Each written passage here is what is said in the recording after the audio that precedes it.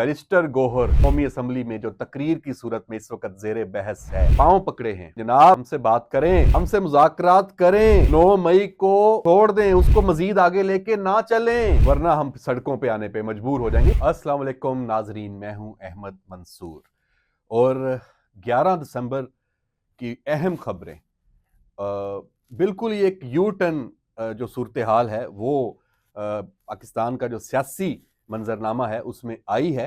और वो तहरीक इंसाफ जो बिल्कुल भी मुज़ाकरात पर यकीन ही नहीं रखती, बल्कि ख़ास तौर पे उन लोगों से मुज़ाकरात पर यकीन नहीं रखती जो पार्लिमान के अंदर मौजूद हैं, जो सियासी कुव्वतें हैं, जो सियासतदान हैं, वो सिर्फ और सिर्फ मुज़ाकरात की बात करती रही एस्टैब्लिशमेंट के साथ, फौज के साथ, पावर कॉरिडोर के साथ।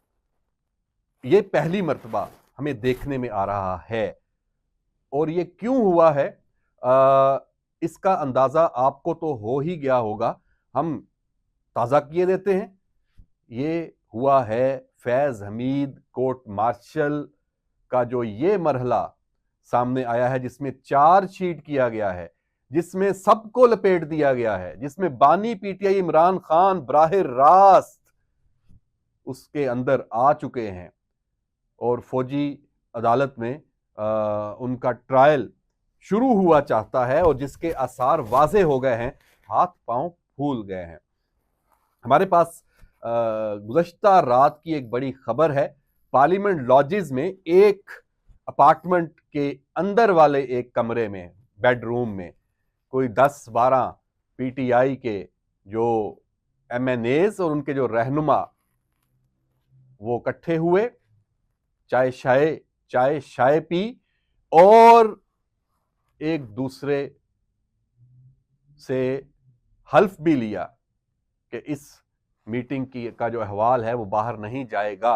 लेकिन चाय शाय पिलाने वालों ने हाल चाल तो बाहर वो ले ही आए हैं और मेरे पास ये खबर आ गई है।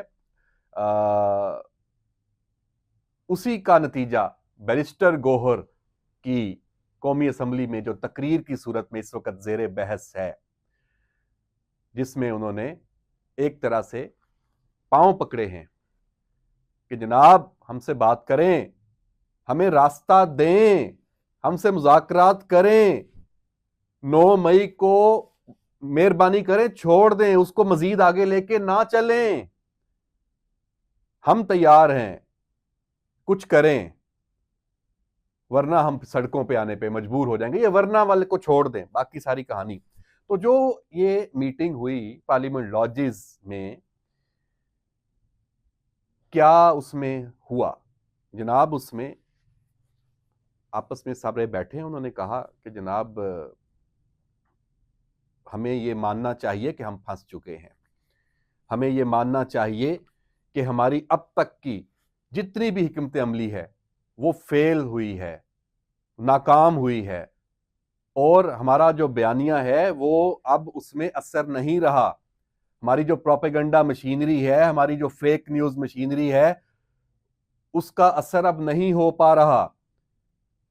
हम अवाम को अब उस तरह से निकालने में, वर्गलाने में कामयाब नहीं हो पा रहे और स्ट्रीट पावर तो बिल्कुल ही बढ़ चुकी है। तो अब हमें क्या करना चाहिए?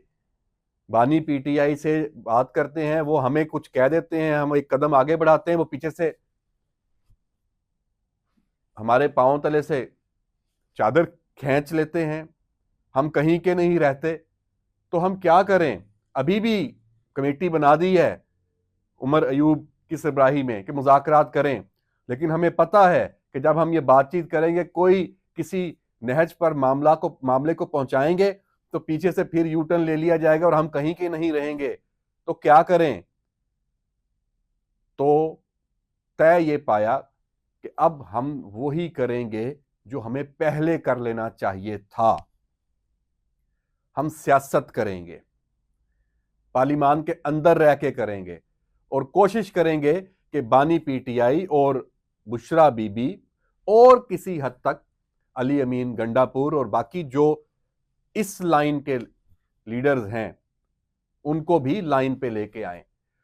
अच्छा, कुछ वहां एक रहनुमा ने ये बताया कि मैंने ये सारी पिक्चर बानी पीटीआई के सामने रखी है और जो हम ये बातें कर रहे हैं अडियाला में बानी पीटीआई भी यही कुछ सोच रहे हैं, वो भी इसी जगह इसी नतीजे पर पहुंच चुके हैं, वो भी परेशान हैं, वो घबरा चुके हैं। तो इसलिए ये इस मरहले में हमें ये करना है। अब नाजरीन, ये तो एक सीन हो गया, तो क्या इस पे ऐसे उनके इस मौकफ पे या इस जो नई कोशिश है खुशाइन, जाहिर सी बात है हुकूमत क्यों इनकार करेगी मुज़ाकरात से। हुकूमत तो अपनी बातें सामने रखेगी कि जी जो कानून के मुताबिक केसेस हैं उनका फैसला हो, आप एहतजाज करें, आप सियासत करें, तोड़ फोड़ ना करें, इंतशार ना फैलाएं, जो हुकूमत ने बातें करनी होती है वो तो वही बातें करेगी, जो सिस्टम है वो चलने दें। तो फेस सेविंग एक इशू है, वो कहेंगे हम फेस सेविंग किस बुनियाद पे दें आपको। तो बहरहाल एक जो तबका बड़ा सख्त हुकूमत के अंदर मौजूद है और आप इसको स्टैब्लिशमेंट के अंदर भी कह लें, वो शायद इस पे अब राजी ना हो। हाँ, कोई दीवार से लगाने वाली तो कोई बात नहीं है, रास्ता देना कोई मुश्किल नहीं है। और यहाँ एक कॉन्फिडेंस बिल्डिंग मैयर भी हुआ है। जब ये राब्ते हुए हैं इब्तदाई, अभी ज़ाहिर तो इन्होंने नहीं कहा कि कमेटी और आपस में मुलाकातें और सारी, जो इब्तदाई राब्ते हुए हैं उसमें हुकूमत की साइड से ये कहा गया कि आप लोग ओपनली ये मांगे पार्लिमान के अंदर कि हम ये मुज़ाकरात चाहते हैं, हमें रास्ता दिया जाए। तो ये जो बैरिस्टर गौहर की तकरीर है ये खुद से नहीं है, ये करवाई गई है और ये हुकूमत की डिमांड पे ये हुआ है। गो जो हुकूमत ने डिमांड की थी उससे कुछ कम अल्फाज में उन्होंने ये बात की है। हुकूमत चाहती है कि खुल के तस्लीम करें कि हमसे गलती हुई है, ताकि हम फिर बैठें तो कोई आगे जाने का कोई रास्ता निकले। भाई आप 9 मई को तो एक तरफ कह रहे हैं कि भूल जाएं, ठीक है, लेकिन आप दूसरी जानिब 26 नवंबर पे अपना वही सारा जो बयानिया और लाशों की सियासत उसको आप कंटिन्यू रखे हुए हैं। ये तो दो अमली है ना, ये असल रुकावट है जो ये पीटीआई की सियासत इस तरह की है। सियासत कहां है, ये चालबाजी है, इसको कबूल नहीं किया जा रहा किसी भी स्टेज पे, किसी भी जगह पे। आप बाहर आपके जो लोग बैठे हुए हैं वो उसी तरह बयानिया झूठ का, प्रोपेगंडे का, इंतशार का, फसाद का, इदारों को खासतौर पे फौज को और अवाम को लड़वाने की जो साजिश है वो तो उसको आगे बढ़ाते जा रहे हैं। आप पहले उनको तो रोके ना, या फिर डिसऑन करें। सबसे पहले आप जवाब दें कि ये जो अनासर हैं हम इसको डिसऑन करते हैं इनको, और इनके खिलाफ हम जाएंगे आलमी सतह पे।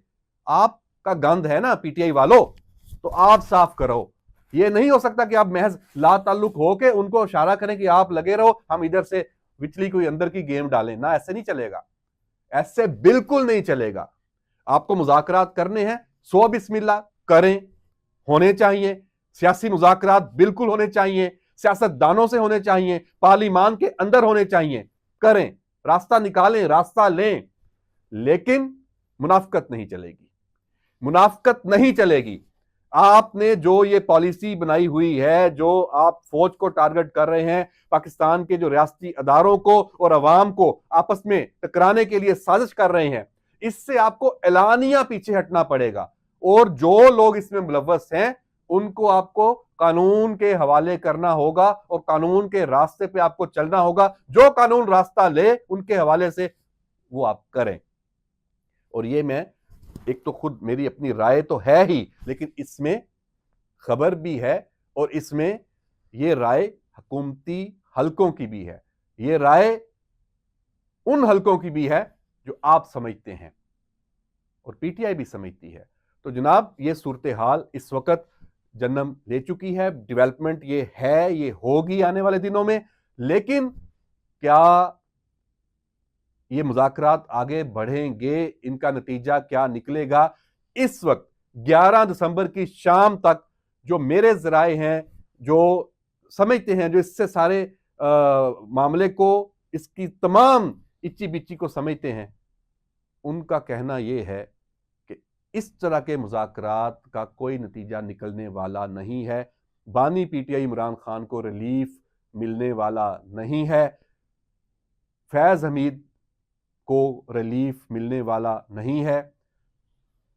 और जो ये फैज़ हमीद कोर्ट मार्शल में जो तहकीकात और तफ्तीश आगे जा रही है, उसमें बानी पीटीआई जिस तरह से घेरे में आ चुके हैं, उससे भी फिलहाल इस वक्त तक निकलने का उनका कोई इम्कान नहीं है। हाँ, रिलीफ मिलेगा। पीटीआई को एक सियासी जमात के तौर पे पार्लिमान के अंदर किरदार अदा करने का रिलीफ मिल सकता है। वो रिलीफ ही रिलीफ है, उससे कोई इनकारी नहीं है और ना कोई इनकार करेगा। पीटीआई के अंदर जो सियासी चेहरे हैं उनको बाख्तियार होने का रिलीफ मिल सकता है कि आप जाके अपने बानी से इख्तियार ले आएं और अपना इख्तियार इस्तेमाल करें, कोई इशू ही नहीं है। तो जनाब, पार्लिमान के अंदर पीटीआई का जो किरदार है वो मौजूद है और वो ही एक आगे जाने का रास्ता है। देखते हैं इस सारे मुज़ाकराती अमल जो ये शुरू हो चुका है, इसका क्या नतीजा निकलता है। इस वक्त तक जैसे मैंने आपको बताया कि 11 दिसंबर की शाम तक अभी इससे कोई बड़ी तवक्को कोई वाबस्ता ना की जाए। अभी तो लंबा लेटने का इनका टाइम शुरू हुआ है। इनको अब अपना वो जो कहते हैं ना कि दांतों से खोलनी पड़ेंगी ये गिरहें जो लगाई हैं, और ये पीटीआई को भी बहुत कुछ करना पड़ेगा अपना तशख़्ख़ुस वापस लेने के लिए, जो एक सियासी जमात का है और जिससे वो एक इंतशारी और फसादी जमात की तरफ वो जा चुके हैं। तो इसके हवाले से जुड़े रहें और इस हवाले से जो भी और नई अपडेट्स आएंगी आपको उससे अगले वीलॉग में आगाह करेंगे। इजाज़त दीजिए, अल्लाह हाफिज़।